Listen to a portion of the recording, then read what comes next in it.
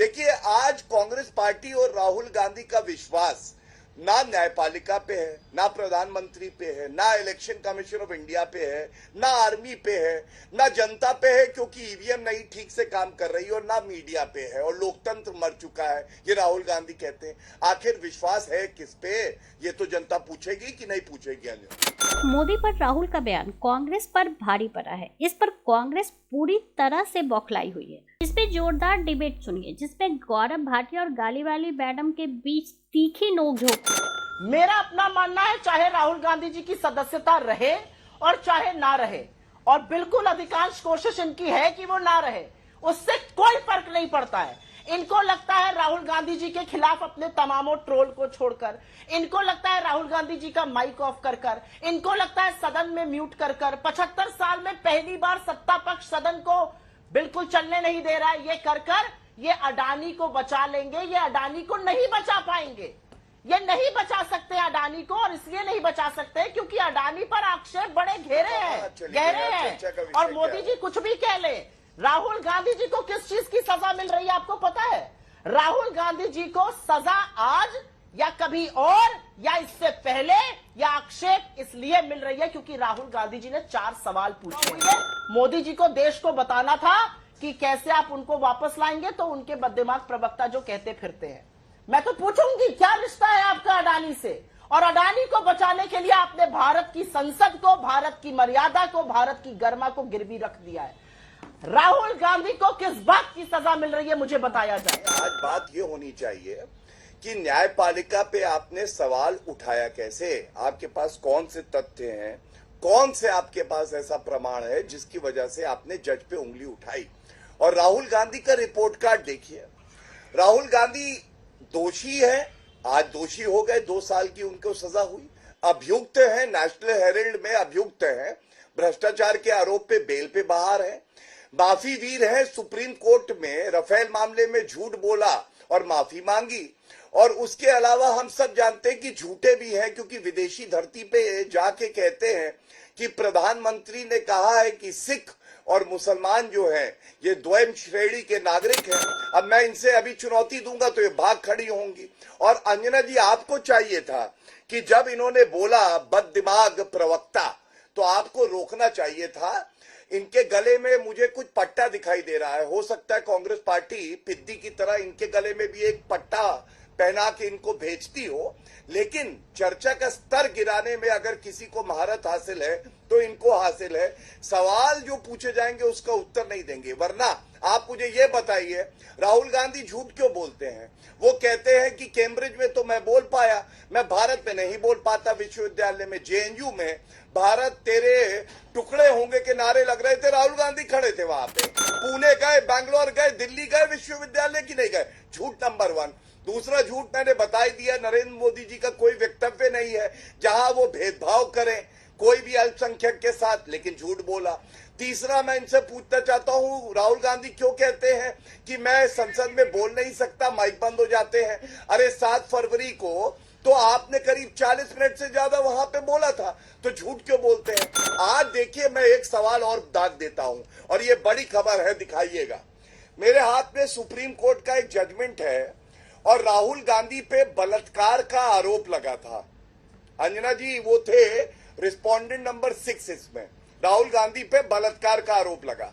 Supreme court और high court ने ये केस को निरस्त किया, रद्द किया। हमने इस फैसले को मान लिया। सरकार थी कांग्रेस की 18 अक्टूबर 2012। अब मैं कहूं, ये वाला जो जजमेंट है, टाइगर जिंदा था या टाइगर सो रहा था, या जुडिशरी बिकाऊ थी या जुडिशरी ईमानदार थी? क्योंकि राहुल गांधी पे बलात्कार का आरोप था, लेकिन पूरे देश ने फैसला मान लिया। अब आप इनसे सवाल पूछ लीजिए कि इनके पक्ष में फैसला आए तो अच्छा है, अगर नहीं आए तो जुडिशरी बुरी है।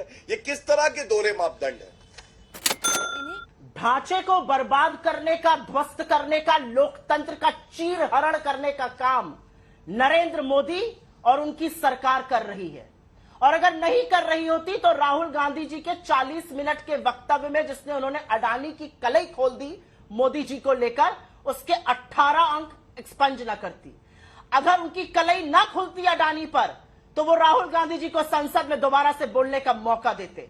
अगर उनकी कलई ना खुल रही होती तो वो 16 मिनट के लिए भारत के सदन को की कार्यवाही को म्यूट ना करते। अगर उनकी कलई ना खुल रही होती अडानी को लेकर मोदी जी की, तो वो भारत के सदन में बहस होने देते, सत्ता पक्ष से नारेबाजी कराकर भारत के सदन की कार्यवाही स्थगित ना करते। अब मैं आपसे एक बात बोलना चाहती हूं, आज जितना नीचे गिर सकती है भारतीय जनता पार्टी गिर चुकी है। एक बेकार के फिजूल के केस को उन्होंने यहां पर कोर्ट किया। वो राहुल जी पर बोल रहे थे, मैं चुप रही थी। वो राहुल जी पर बोल रहे थे, मैं चुप रही थी, मैंने अपने टर्न का इंतजार किया था। देखिए, याद रखिएगा ये बात, अगर संसदीय गरिमा आप बरकरार रखिएगा तो लोग देख रहे हैं, नहीं रखिए। मैं तो चाहती हूँ कि राहुल गांधी के ऊपर और आरोप लगाए, जितने लगाएंगे आपका मुखौटा खींच खींच कर बेनकाब कर दे। ठीक है, अब जवाब सुनिए गौरव जी बोलिए। कि हम यहाँ तथ्य पे बहस करें, आज तक को न्यायालय बना दे। आज बात यह है कि खड़गे जी की इतनी हिम्मत हुई कैसे कि राहुल गांधी के पच्चीनों पे चलते हुए न्यायपालिका पे सवाल उठाए। और राहुल गांधी ने भी इससे पहले ये कहा है कि मोदी जी देश की न्यायपालिका चला रहे हैं। ये पहली बात। दूसरी, इनके मुंह से आपत्तिजनक शब्द निकले जो अपने आप में डेफेमेशन की परिधि पे आते हैं। इन्होंने कहा नरेंद्र मोदी जी जो कि प्रधानमंत्री हैं उनके संबंध है, और इन्होंने 2-3 नाम जो है गिना दिए। मैं पहले तो आपत्ति दर्ज करता हूं। मैं भी कह सकता हूं कि वो आतंकवादी जो राहुल गांधी की आंखों में कश्मीर में देख रहा था और राहुल गांधी उसकी आंखों में देख रहे थे और एक रिश्ता जुड़ गया था, उसके संबंध राहुल गांधी से थे और राहुल गांधी आतंक फैलाते हैं। मैं ये भी कह सकता हूं हफीज सईद से राहुल गांधी के संबंध है। और मैं ये भी कह सकता हूं कि चीन से जब रिश्वत ली है तो यहां दीमक बनकर आप जो है खोखला करते हैं, हमारे देश को जासूसी करते हैं। लेकिन हमारे दोनों में फर्क है, इसलिए मैं आज इस बात पे नहीं जाऊंगा। मेरा सवाल केवल इतना है, राहुल गांधी क्या इस देश के जो न्याय प्रणाली है उससे ऊपर है? क्या कानून से ऊपर है? आप अपील फाइल करते ना, आपने जज पे आरोप कैसे लगाए? राहुल गांधी के अयोग्यता विवाद को लेकर संसद में जोरदार हंगामा हुआ। इससे पहले कांग्रेस अध्यक्ष मल्लिकार्जुन खड़गे के कार्यालय में विपक्ष की अहम बैठक हुई।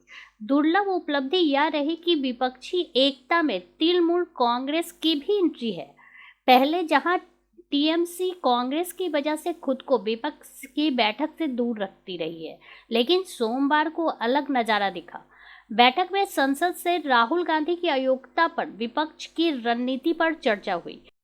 राहुल गांधी की अयोग्यता का विरोध के निशान के रूप में कांग्रेस सांसदों ने काली शर्ट पहनी थी। तेलंगाना के कांग्रेस के प्रतिद्वंदी चंद्रशेखर राव के नेतृत्व वाली भारत राष्ट्रीय समिति शिवसेना के साथ काली शर्ट पहनकर विरोध में शामिल हुए। मल्लिकार्जुन खड़गे के कार्यालय में बैठक में हिस्सा लेने वाले विपक्षी दलों में INC, DMK, SP, JDU, BRS, CPM, RJD, NCP, PCI, IUMM, MDMK, KC, TMC, RSP, AAP, Jammu Kashmir, NC, Shiv Sena भी शामिल।